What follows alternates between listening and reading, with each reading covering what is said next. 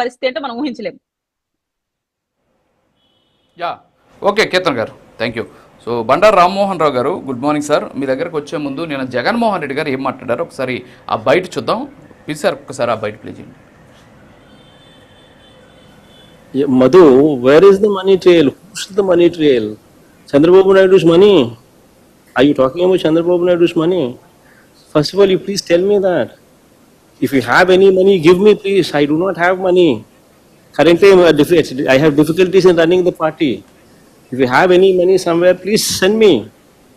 I'm willing to take. What money when there is no scam? It's exactly, in fact, my whole explanation was that. The whole presentation on Amaravati was concerning that, wherein I had presented the whole case to you, that this is stupidity. Rather than the first 50,000 acres, you had gone to Niti Aayog, and you yourself had given a presentation that it would cost, that you would require 77,000 crores for that, and you.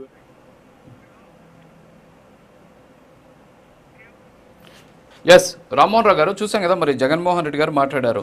Scam ఎక్కడుంది, అసలు నా దగ్గరే డబ్బులు లేవు, ఆ డబ్బులు ఏడన్నా ఉంటే నాకు ఇవ్వండి ఆ స్కామ్ డబ్బులు, నేను పార్టీని నడుపుకుంటాను, పార్టీని నడపడానికి కూడా చాలా కష్టంగా ఉంది అని చెప్పేసి జర్నలిస్టులకి ఆయన ఎదురుగా ప్రశ్నించినటువంటి పరిస్థితి. ఏంటి నిజంగా జగన్మోహన్ రెడ్డి గారి దగ్గర డబ్బులు లేవా? నేను ఇందాక చూసా, మీకు కూడా పక్కన డిస్ప్లే చూపించాం. ఇందాక ఆయనకు సంబంధించి ఆయన పార్టీది చూపించాం, అలాగే ఆయన పెట్టిన ఖర్చు చూపించాం, అలాగే ఎన్నికలకు సందర్భంగా వచ్చినటువంటి అమౌంట్లు చూపించాం అఫీషియల్గా. తర్వాత జగన్మోహన్ రెడ్డి గారి అకౌంట్లో ఉన్నటువంటి ఆయన అఫిడవిట్ ప్రకారం ఉన్నటువంటిది మనం చూపించాం. తర్వాత ఎమ్మెల్యేలు, మంత్రులు ఈ 5 ఏళ్లలో కనీసం ₹1 కూడా సంపాదించలేదు, మొత్తం కూడా వాళ్ళు ప్రజాసేవ చేసినటువంటి పరిస్థితి. ఎందుకంటే పార్టీని కూడా నడపలేనటువంటి సిచ్యువేషన్లో ఉన్నారు. ఒక్కో జిల్లాకు ఒక పెద్ద పెద్ద పార్టీ కార్యాలయాలు నిర్మించారు, వాటికి కూడా ఎక్కడ లేక ఖర్చు పెట్టినటువంటి బ్యాలెన్స్ షీట్లు ఎక్కడ కూడా నాకు దొరకలా. వెతికా నేను, ఒకవేళ ఈ పార్టీ ఆఫీసులకి ఏమన్నా ఈ అఫీషియల్ అమౌంట్తో కట్టారా లేకపోతే ప్రభుత్వ ధనంతో కట్టారనే దాని మీద కూడా వెతికా, కానీ అఫీషియల్గా ఎక్కడ కూడా కనిపించినటువంటి పరిస్థితి. సో వాట్ ఎవర్, ఏంటి అసలు జగన్మోహన్ రెడ్డి గారు ఏం చెప్పాలి అనుకునేటటువంటి ప్రయత్నంలో ఇలా చెప్పాల్సి వచ్చింది. అయితే అందరూ కూడా షాక్లో ఉన్నారు ఆయన మాటలు విని. ఏమంటారు? రాజు గారు, మీకు అట్లాగే పెరుగుతున్న మిత్రుడు ప్రైమ్ న్యూస్ ప్రేక్షకులకు నమస్కారం. అంటే యాక్చువల్గా కీర్తన గారి ఆరోపణలకి ఏమైనా ఉంటే వైఎస్ఆర్సీపీ వాళ్ళు చెప్తారు, కానీ నేను కామన్ సెన్స్ తోని కొన్ని విషయాలు మనం అర్థం చేసుకోవాల్సిన అవసరం ఉంది. ఎందుకంటే తెలుగుదేశం వాళ్ళు కూడా ఇంకా ఆరోపణ చేయాల్సి ఉన్నది. ఆ తర్వాత మొత్తం మీద వైఎస్ఆర్సీపీ గారి దీనికి సమాధానం చెప్పాలి. కానీ కామన్ సెన్స్ తో మనం పార్టీల పనితీరు గురించి ఆలోచన చేస్తే, ప్రాంతీయ పార్టీలన్నీ ఆల్మోస్ట్ ఆల్ ఏ పార్టీ అయినా ఇవి వ్యక్తిగతంగా ప్రైవేట్ ఆస్తులుగా మారిపోయింది. వరకు చెప్పాలంటే ప్రైవేట్ ఆస్తులకు ప్రాంతీయ పార్టీలు పెద్ద తేడా ఏం లేదు.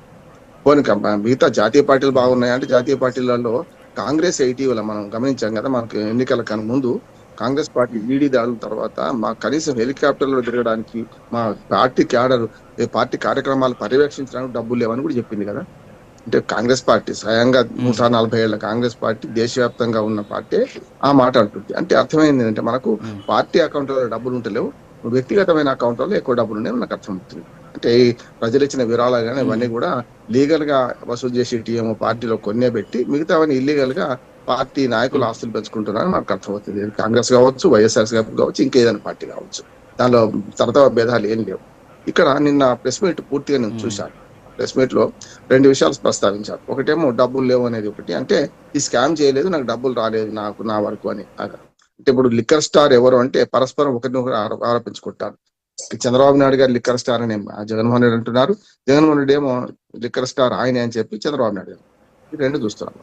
లిక్కర్ లో కొన్ని క్లారిటీస్ ఇస్తే అర్థమవుతుంటాను. నిన్న ఒక ప్రయత్నం చేశారు జగన్మోహన్ రెడ్డి, ఏమనంటే 2014 నుంచి 19 వరకు ఏ రకంగా అమ్మింది లిక్కరు, 2019 తర్వాత ప్రభుత్వ షాపులు నడిపిస్తున్నప్పుడు ఏ రకంగా అమ్మింది అనుకుంటూ 2018-19 చివరి ఎన్నికల సంవత్సరం కంటే ముందు సంవత్సరంలో ఎంత అమ్మిందో మేము చివరి సంవత్సరంలో 2023-24లో అంతే అమ్మాము. ఇంకా తక్కువైంది కదా, లిక్కర్ అమ్మకం తక్కువైంది కదా, మరి ముడుపులు ఎక్కడివి అంటున్నారు.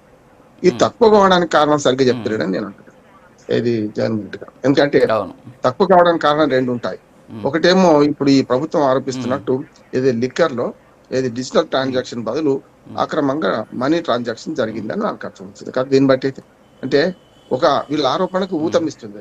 ఈ లిక్కర్ తక్కువ అమ్మామంటే నియంత్రణ చేసి అమ్మామా అనే అర్థంలో జగన్మోహన్ రెడ్డి గారు మాట్లాడుతుంటే, నియంత్రణ కాదు, మీరు చెప్పే డిజిటల్ పేమెంట్స్ తక్కువ ఉన్నాయి కనుక వాటిని మాత్రమే చూపిస్తున్నారు, మీరు అదనంగా ఏదైతే మన ఇప్పుడు ఏవైతే ఇందులో లిక్కర్ స్కామ్ లో నలుగురు ఉన్నారు కదా, వీళ్ళు నిన్న అరెస్ట్ చేశారు కూడా మళ్ళీ చెన్నైలో. అంటే వీళ్ళందరూ కూడా ఎక్కడికో అకౌంట్ కు పోయింది, బిగ్ బాస్ కు పోయింది అని వీళ్ళు అంటున్నారు.